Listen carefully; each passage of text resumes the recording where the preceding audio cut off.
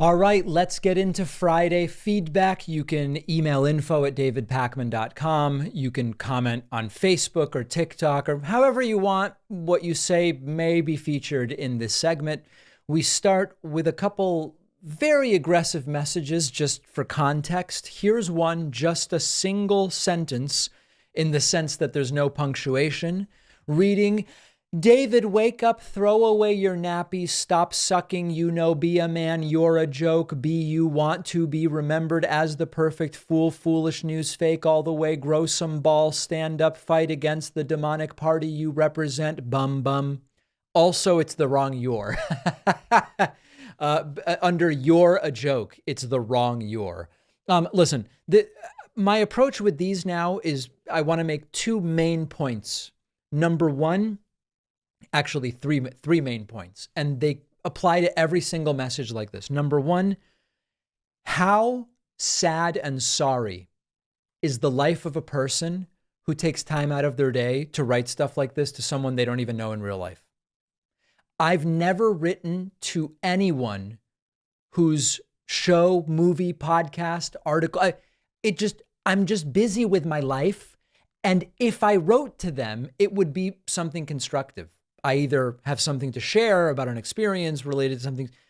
The idea of it, imagine what's going on in the lives of people who do this stuff. So when you see them on the internet, yes, protect yourselves from them, but also I would feel really bad. Number two, education in this country really is a problem. I mean, not a single element of punctuation in sight, and it's just all completely and totally a mess. And then lastly, these people vote, or at least they are allowed to vote. And so if you ever wonder about the importance of voting, understand that for every one of us that says, I'm not going to vote, one of these people gets their choice unopposed if they choose to go out and vote. So keep that in mind. Elaine wrote in. Elaine said, Trump will be president in 2024, regardless of what you say or in the tone you say it in. The people had gains with him as president, and with Biden, we have many losses. Pure and simple, it's the way it is.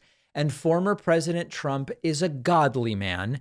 And just by your appearance, I can see you are not a godly man, and that you probably have a same-sex relationship, which is totally against God. Your career will never prosper if you cross God. Well, my career is prospering just fine, Elaine. I wonder what you're up to. On the basis of this email, I'm concerned.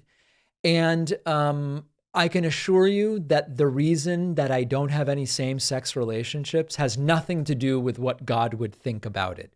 It just so happens that I was born only attracted to Homo sapiens females. That's what it is. But listen, at least Elaine's concerned about my crossing God.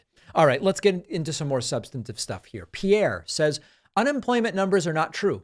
That number is the number of people who collect unemployment benefits. So for any politician to say unemployment is low is a lie. Drive through the cities and see the rise in homelessness. So two totally different issues. Many homeless people work. Employment and homelessness and poverty are three different things. They love to pull this when a Democrat is in the White House. When a Democrat is in the White House, people like Pierre come forward and they go, do you know how the unemployment rate is measured? If you stop looking for work because you're exhausted of looking for work, you no longer count as unemployed. Yeah, it was that way under Reagan, and it was that way under Bush 1. And this is, every metric has its limits, but importantly, it's being measured the same way.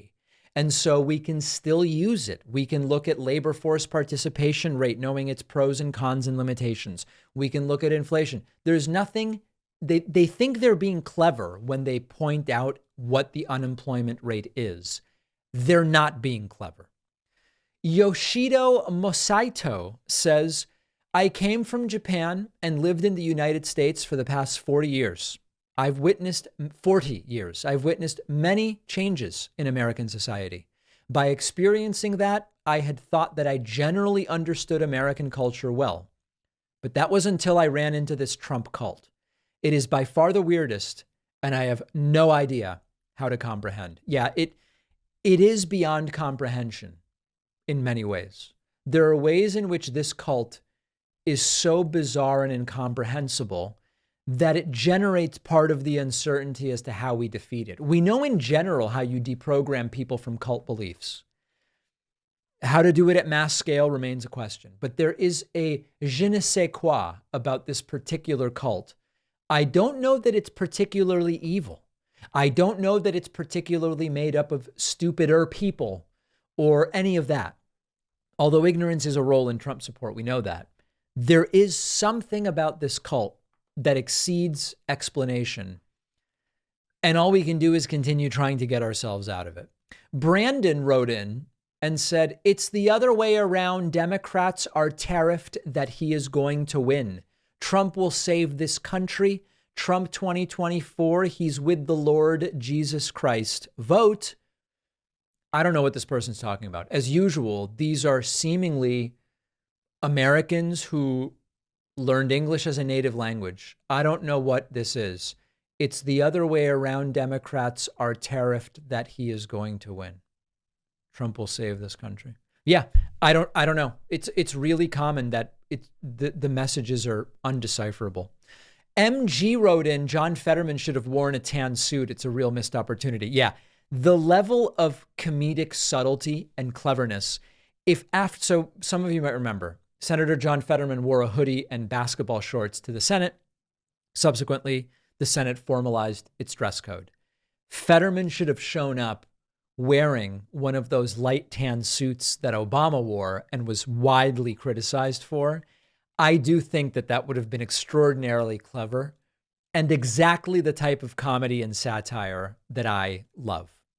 Yusuf says, after Jared Kushner left his White House position, 2 days later, he was given $2 billion from the Saudi government.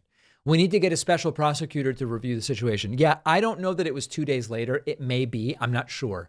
But it is true that Jared struck a beautiful deal with the Sovereign Wealth Fund of Saudi Arabia. Should it be investigated? I really do support law and order and due process. I at least want it looked into. And if it seems that a special prosecutor is necessary to investigate the relationship between Kushner and the Saudis and what of that relationship germinated with Jared working for Trump while Trump was still president, I believe that would be a worthwhile thing to look into and would be very, very much supportive of it. Meist Gaming asks, David, were you a college professor? Do you have any stories to share? Yeah, I did teach one semester of college. It really wasn't for me. It turns out I have other things I prefer to do.